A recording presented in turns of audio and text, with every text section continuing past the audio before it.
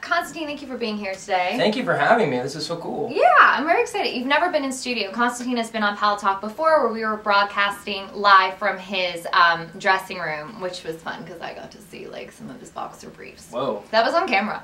Totally. Totally. It was totally I have okay. nothing to hide. Nothing at all to Just hide. a few things. Yeah.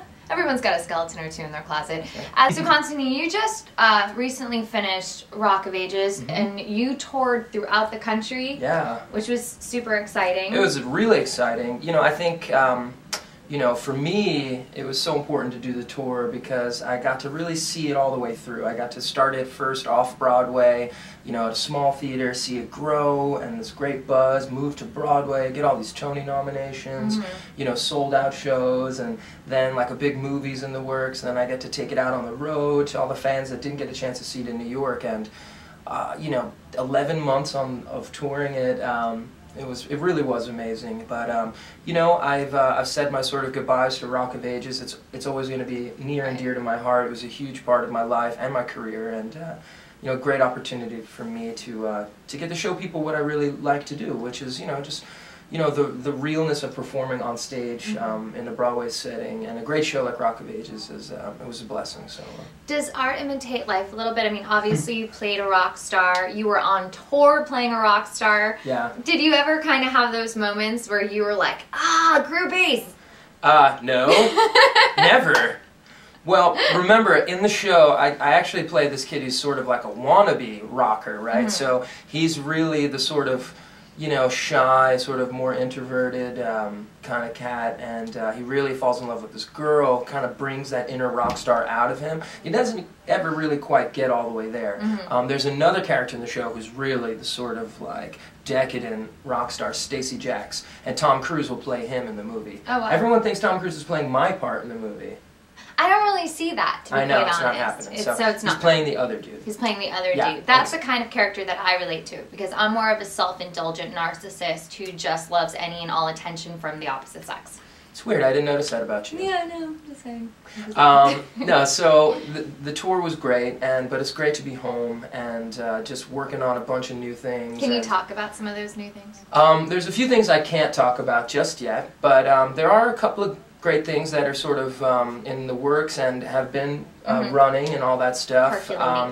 Yeah, let's see. Rockstar Mickey Mouse is my favorite new relationship. You know, I grew up with Mickey Mouse, as did all of us, and you know, I'm a new dad now. How old's your baby girl now? She's nearly 11 months, or 10 and a half months. Her name is Milena. It goes by so quick. I know, it does. First birthday coming up and everything. It's going to be crazy. But, you know, I have a new relationship with Fisher-Price and Disney with Rockstar Mickey Mouse, and it's in stores now for kids. It's an awesome interactive toy for, you know, kids 2 to 6 years old. It's great because he's got like rock star moves, he sings, he dances, encourages kids to get into music at an early age, and he sings the Kinks' You Really Got Me. And so I put out a single version of the song, and that's available on iTunes, so get the Kinks' You Really Got Me, my version, on iTunes, and go get Unchained Melody while you're at it. So that's a lot of fun, and the commercial's running right now all over television. And that's great too for the holidays, because I have oh my gosh, she's now 10 months or 11 months, my niece, almost a year actually, and I've been trying to think what to get her for her birthday, which is December 10th, and also for Christmas. So I think that's something that I could definitely get her. Why not buy 2? Why not buy 2? Just get 4 of them. Yeah, just fill up the house with Rockstar Mickey Mouse. Just get them all going at the same time. And you can get it online too if you go to FixYourPrice.com, and I'm sure if you go to Disney or Amazon, Toys R Us or all that stuff. Any of that. It's all over the place. You've seen it. Like if you walked into a Toys R Us, there's huge displays, and it's been awesome to be a part of that. So I hope that. Does that take away your edge at all? You think, you know, promoting Rockstar Mickey, or do you think it makes you like a lot more cool in the eyes of children and also hot milfy moms? I think that you know, anytime you've made the sort of life decision to go on a show like American Idol, and even though I had never really seen the show before, I kind of knew what I was getting into to some degree, and I think that ultimately has taken a lot of edge away. But you know, I mean, I don't think there's a lot of dudes out there that can rock like me, so, you know, there's that. Right. But I do, you know, I am entering a different phase of my career. You know, I'm a young dad. I've been doing a lot more, you know, legitimate stage, you know, sort of work, and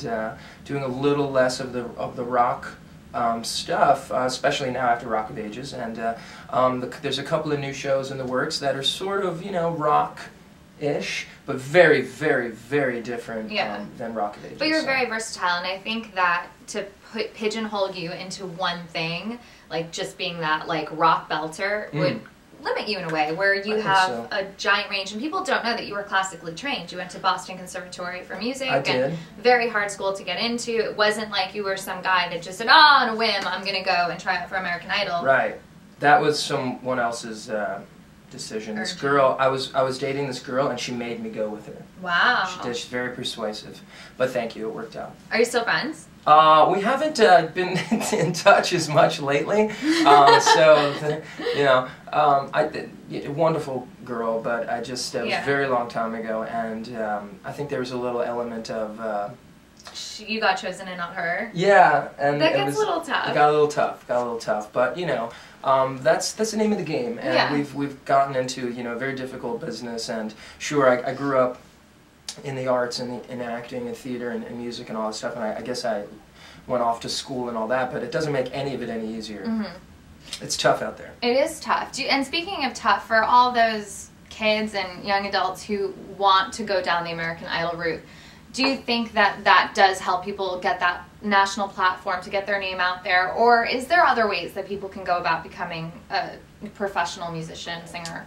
Well, I think, you know, I've said this before, but I think that any opportunity you can get to go out there and do what you love is a very positive thing. You know, I think for everyone, you know, everyone has their own path. So for me, I didn't go right into Boston Conservatory. I kind of, you know, effed around a little bit after high school, played in the city in clubs and did a lot of shows and sort of ran a couple of little, you know, scammy businesses and things like that. Did you now? Maybe. And then finally found myself at conservatory where it was nice because it's a non-traditional setting also, and, you know, you can be a little bit older and be a part of the undergrad program. I mean, there's, you know, 30-year-old undergrads at Juilliard, you know, so it was one of those things where it was just kind of like you go when you need to go, and when you want to go, and when it's right.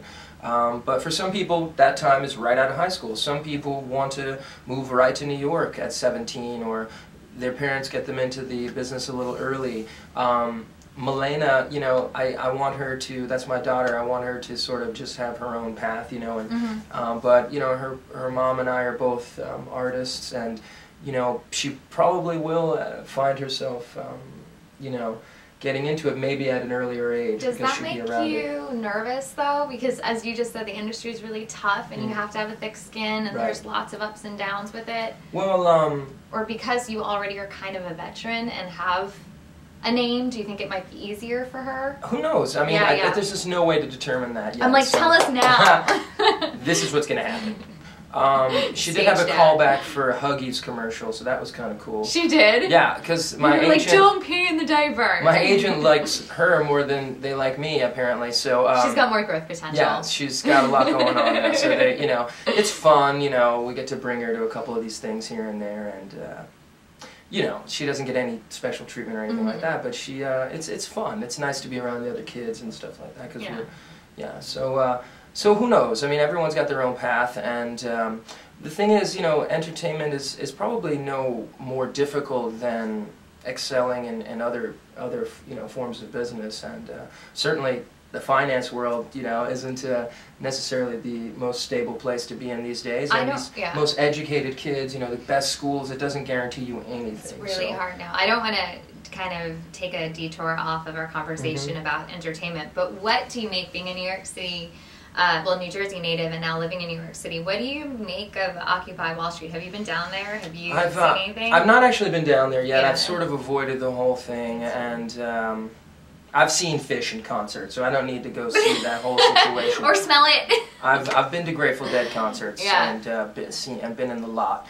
No, all kidding aside, you know, I think there are some people down there that definitely you know, they have a reason to be there, and they're intelligent, and they really have something to say. But I think also, anytime you have a situation like that, there's going to be people that are, you know, maybe less outliers who are not really there for the cause, yeah. but just, you know, rebels without one. It's sort of perhaps. just, yeah, it's annoying, you know, Yeah. and I believe, you know, we all have the right to, you know, peaceful protest, and I hope that it remains that way. And you know, it's been disturbing to see some of the interaction nationally with you know, police authorities and things like that. I mean, it's really disturbing and hurtful to watch. But I hope that you know, the people that do have something to say feel like they're doing something productive.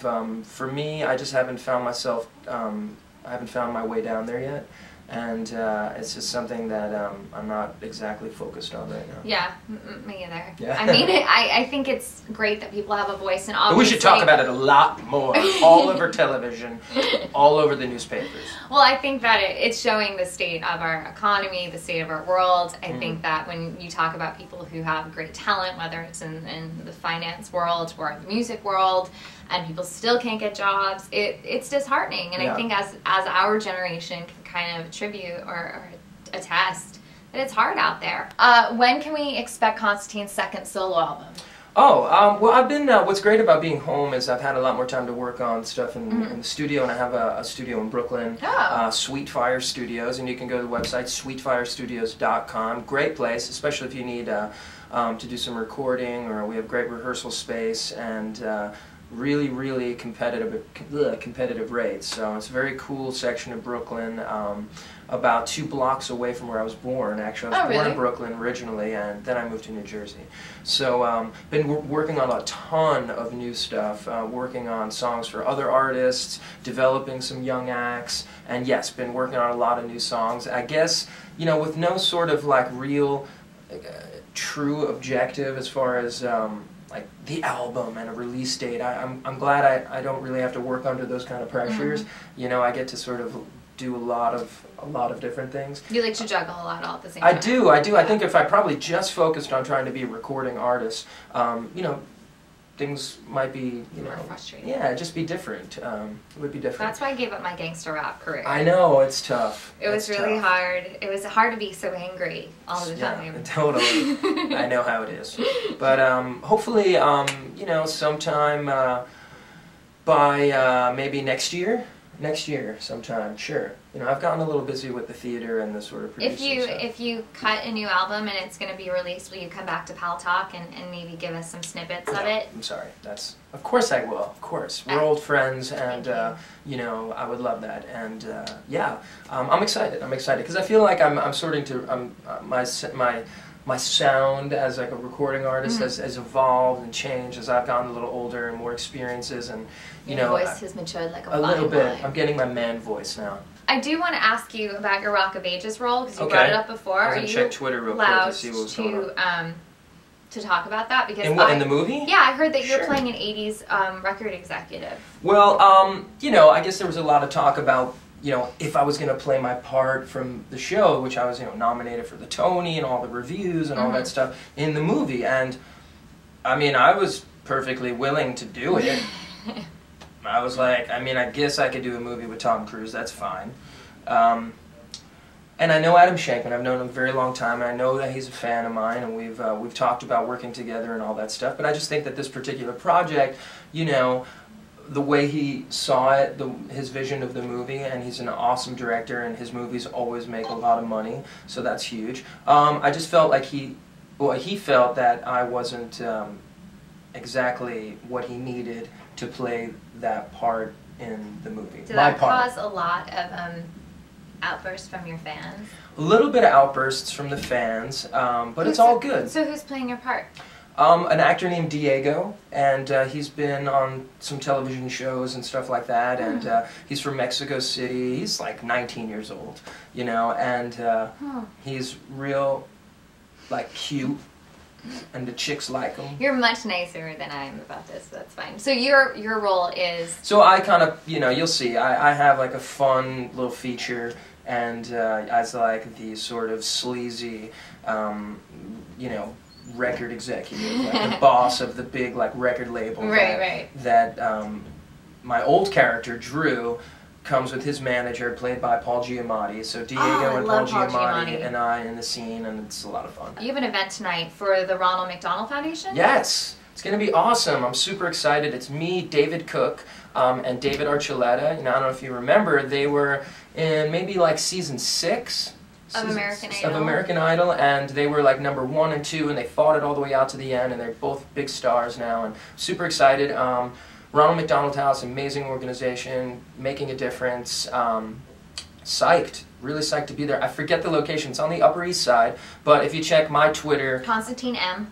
at Constantine M, it's all over that. And I know there's some tickets still available. They're a little expensive, but it's an amazing cause, and we're each doing like a 20-minute set, so it's going to be fun. We'll take some pictures, do a meet and greet after, and that's tonight. Next week, next Monday, actually this weekend I'm being honored by the Elios Society in San Francisco. Huge Greek and Hellenic society, wonderful, wonderful organization doing great things for... And where is this? This is in San Francisco. Oh, so you're flying out of town. Flying out of town this weekend. It's going to be at the Fairmont Hotel. Gorgeous, beautiful, elegant, beautiful hotel. And I might be doing some performing there, and there's some really great Greek-American stars, you know, people that you would know, and really cool. So I'm excited to do that, and it's an honor to be nominated, honored by them. I'm so used to saying it's an honor to be nominated. It's like in my tongue still. So yeah, we're excited, and Sunday is New York Giants versus the San Francisco 49ers, and I'm going to go to the game in San Francisco. Really? I'm excited. Is there like a rock star workout that you like to share with anyone? Is there any way that people can shape up to look like Constantine? Oh, just pretty much, I don't know, don't do anything healthy. Oh, I was going to ask this because Drink a lot. I'm thinking that if I were your manager, I would get you a hair endorsement deal. Like, I'd be having you rock like Pantene for Men or Axe or something. Why are we not having that deal happen? Because you have very luscious locks. Thank you. You're welcome. Shout out to Luscious Locks. There's a kid in college we used to call Luscious Locks. Really? Yeah, it's stuck. It's stuck. You could do a hashtag on Twitter. Luscious. No, we you know, we have talked about some things like that, and there's talk about a lot of fun things. You know, I did do some stuff with Garnier and American Idol. Perfect. I know, and that was fun. Did a promo one summer with them along the American Idol's audition tour, and got to sort of, you know, promote my little album at the time, and some fun stuff, and yeah, I'm talking to these guys about, you know, doing sunglasses and stuff, and some fun stuff like that. So, you know, I don't know. I guess I've felt like I was always sort of, after American Idol, you know, there's all this stuff that comes in, a lot of good things, a lot of bad. You kind of like filter them out, and, you know, you could go to every single party and every single red carpet and all that stuff. That's just not really for me. Kind of want to focus more on like the work. Yeah. I'm already trying to like overcome a bit of a stigma from being on the show, even though I would never change anything about being on a show like that. So I think stigma being, you know, it's just like you're on like this reality show, and it's you know, it's just a lot of things. Some people think you've sort of maybe not earned your way necessarily. I think you've earned your way, though. If people know your path, it wasn't overnight, and I think that's something that for anyone who's got any haters or a haterade out there, just to know Constantine's background and to know how hard he's worked, and to just use a platform to really showcase your talent. And if you didn't have the talent, you wouldn't continue to work, especially in Broadway. I mean, I'm not done yet, my little brain. Okay, Jersey's talking. And when you do Broadway and you're doing 6 days a week, and 8 shows a week. 8 shows a week, you're working your butt off, you're singing every night, you never lost your voice. I mean, I remember texting with you and you telling me how sick you were. And actually one day we're like in the hospital and you still sang on that tour. I mean, people need to respect. Thank you. I'm done. I got an ulcer on the tour. I know. It was insane. So I was, you know, people, you know, we had some rock and roll good times, but I basically did not drink the entire tour. My tour cast was out of control, and so I had to stay away from them at night. I had to like lock myself in my hotel room most of the time, and because, you know, for me, drinking and stuff like that, it really does affect like my voice. Oh yeah, anyone. So especially when you don't have to get up it's one thing to be on stage every night and wail, you know, for 3 hours, but then waking up at like 5 a.m. to do like TV. 4 hours of TV and radio, and then trying to maybe go back to sleep. The voice, it's like you're fooling the voice, you know, if it's not sure if it's awake yet or not, so it was rough, but I feel great. I was teasing about, you know, all that. I do try to stay a little healthy, you know, but it's tough with like football on all the time. You eat, like, your buffalo wings. You just kind of want to eat buffalo wings and pizza and drink beer and you know, do it all day and night basically. So Sundays are a lot for me because, you know, football starts pretty early, it's all day, it's all night, then all the great Sunday night television shows, which I love. Boardwalk Empire, I'm obsessed with, and I just started getting into Hell on Wheels. That started the new AMC show, so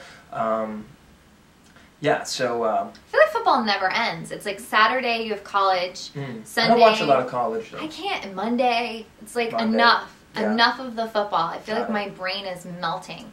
Everywhere I go, it's overfilled. It's a lot of ball out there. The Giants look good, and I'm excited. So you're a Giants fan, not a Jets fan? I'm a diehard Giants Are you fan. doing fantasy football by any chance? I don't like fantasy football. Why? I don't like it because, well, it's quite simple. It basically puts you in a situation where you have to root for people that might affect your actual team's, you know, standing, you know, so I would basically have all Giants on my team because I wouldn't be able to deal with rooting for, like, Michael Vick to score 4 touchdowns today because that will screw up the real Giants. Yeah. And the whole thing is like fantasy football, just not, I'd rather play Madden. I like Madden. I love Madden. I like games where I like video games. I'm a big video gamer. I'm online playing, so if you're out there and you play Xbox Live, I'm Bohemian Idol. Wow. That's right. Get at me. I could see that definitely happening. I got sticks. And just because we only have a couple more minutes left of the show, I want people to know that they can go to the Ronald McDonald charity function tonight on the Upper East Side. You can check that out on Twitter, find out the information at Constantine M. M is in Mickey Mouse. Mickey Mouse is also someone that Constantine is working with at Rock Mickey Mouse. You go to Fisher-Price, you can go to Disney, and you can also download The Kinks, You Really Got Me. Yeah, that or the original or mine. Yeah, I mean that's what I mean. This one. You wanna get the cover You really version. got me now. Yeah, I think I'm gonna sing that tonight. Really? That'd be fun. Do you have a lot of underwear being thrown at you or bras sometimes? Just like men's. No, I'm just kidding. I take them too. I remember a guy wanted me to, this was long before like anyone even knew who I was. I was doing Rent back in the day, and this guy used to write me and he wanted, and I was hurting back in the day. I had like no money, and he wanted my underwear, and he wanted it pretty badly, and he kept offering money for it, and I never did do it. But, wow, ew. Yeah, but I bet he didn't want to and wash. No, he didn't. He wanted he wanted show underwear. That's so gross. I know. What did he do with it, or what would he have done? I mean, what do you think? Because I didn't send it to him. What do you think? Let's just not think about it. Maybe he was poor and just needed underwear. Right. Hand-me-downs. So, anyway, it happens, but no, I think it'll be pretty tame there tonight. Yeah. And next week, I'm in San Francisco this weekend, and then next Monday I'm doing an event at the Edison Ballroom on 47th Street. Yeah, beautiful deco, like one of the most beautiful rooms in the whole city for the Williamstown Theater Festival, where I got my start as an apprentice. Doing their big gala, performing, excited, and I'm sorry, I'm just burping. I bring that out in my guests, always. It's a compliment, though, in India. No, so that'll be fun, and there are tickets available for that, too. So great. It's all good stuff. Well, I'm really glad that you stopped by with a busy schedule. Me too. It's always nice to see you. It's a beautiful day out. It is. It's a beautiful day here in New York City. In the neighborhood. We're going to go visit Occupy Wall Street now. I think that sounds like a good idea. Well, thanks, guys, for joining us. And remember to check out @Constantine M for all of his updates. And his website is currently under construction, but you can still visit it for pictures. Sure. ConstantineMaroulis.com. And this Thursday, we have another show at 1 p.m. with DJ Louis DeVito. He spits the beats. So he's going to be here with us as well. But Constantine, thank you. And I do hope that you'll come back when you have that news that you can't announce yet, that you'll announce it with us. Yes. Awesome. New show. Yes, all we can say is it's a new show. Where? You'll have to figure out later. All right, guys, thank you so much, and we'll see you real soon at the Die NFL Zone Show. Bye.